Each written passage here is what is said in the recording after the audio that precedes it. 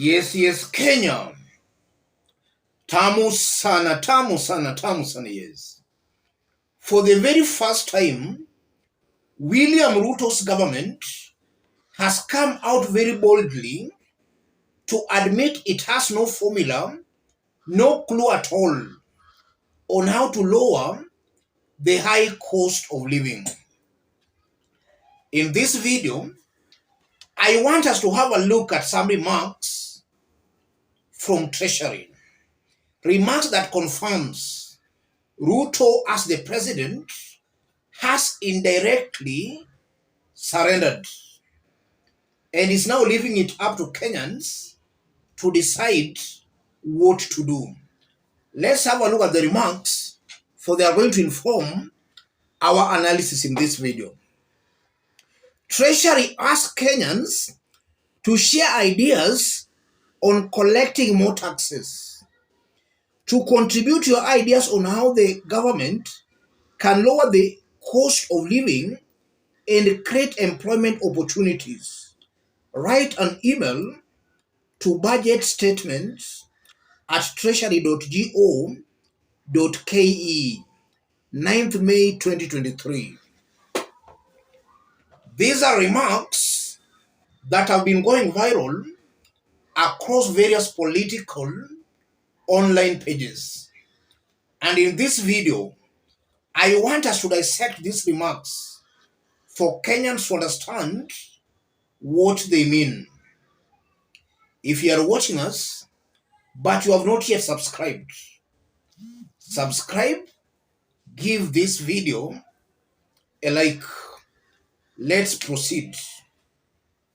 Yes, that's an admission by Treasury that Ruto's government has no plan, no formula, no clue at all on how to lower the high cost of living.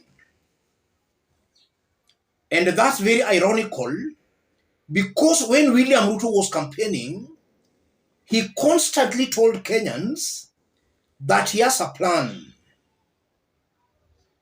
7 months as the president, the same government is now surrendering, because I consider that as a surrender. What does this mean, ladies and gentlemen? The first thing coming out clearly, Ruto lied to Kenyans, and that should now not be taken lightly. This is a man who deliberately lied to Kenyans that he had a plan, but he had no plan at all. And any Kenyan still waiting and expecting this government to deliver, that's somebody dreaming. Wake from that dream. Wake up from the dream. This is a government that most definitely will not deliver.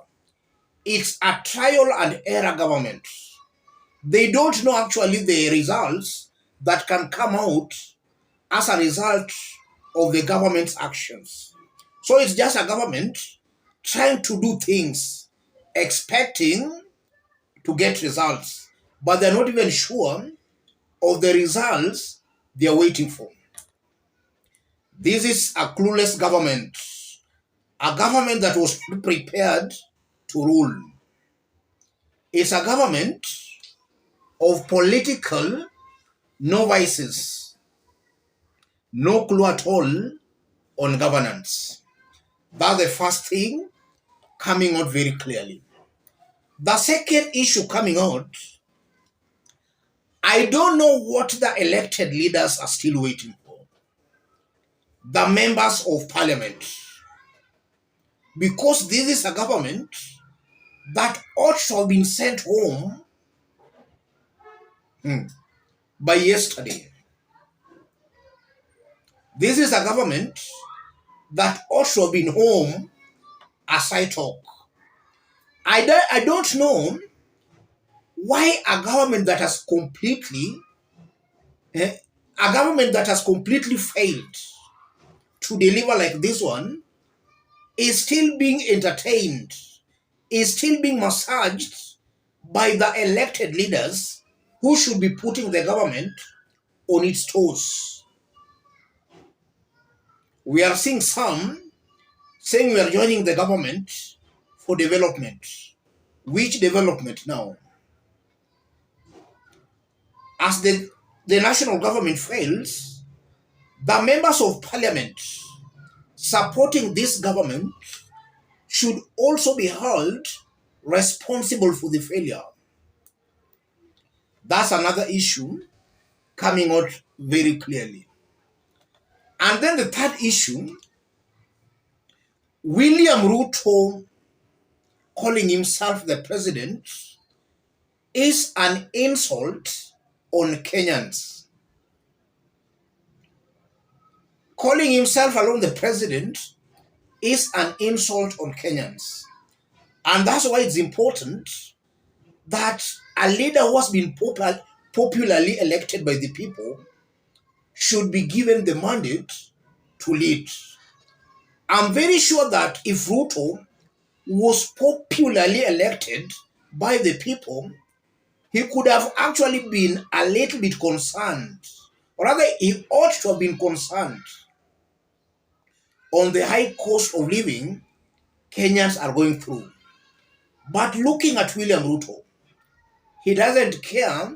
He's not bothered, not concerned at all whether Kenyans are suffering or not. He doesn't care. And that, in one way, confirms he knows he was never elected popularly by Kenyans. He used other unorthodox means to find himself on that seat. If he was elected, he could be looking at the best interests of the people. From what we are seeing, this is a government that is trying to milk the people dry. The fourth issue, looking at the way this government is ruling, I'm seeing a very high possibility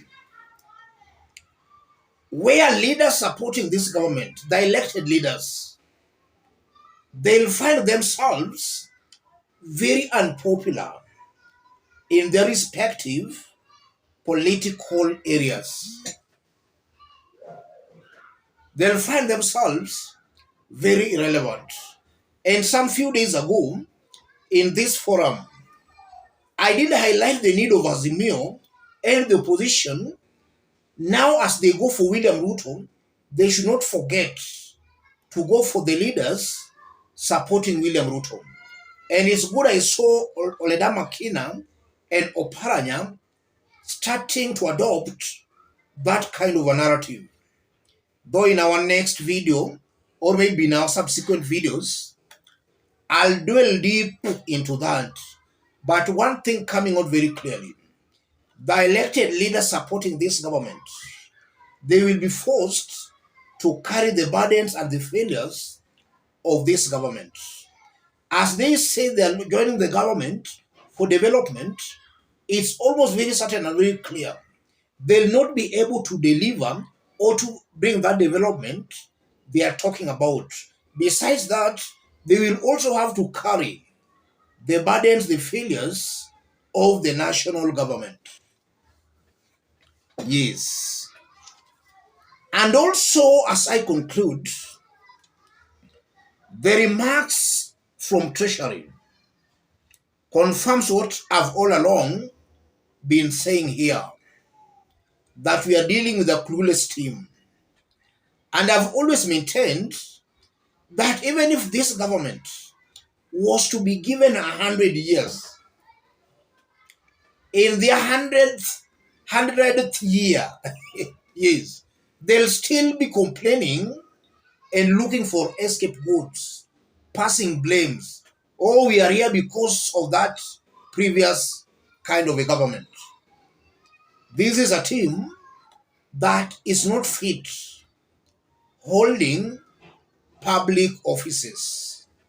And from those remarks coming from Treasury, I don't think that even if Kenyans were to suggest ways or lowering the cost of living, this government will follow, because it's clear that the government's expenditure might be contributing to the high cost of living, creating unnecessary positions, appointing corrupt individuals in the government.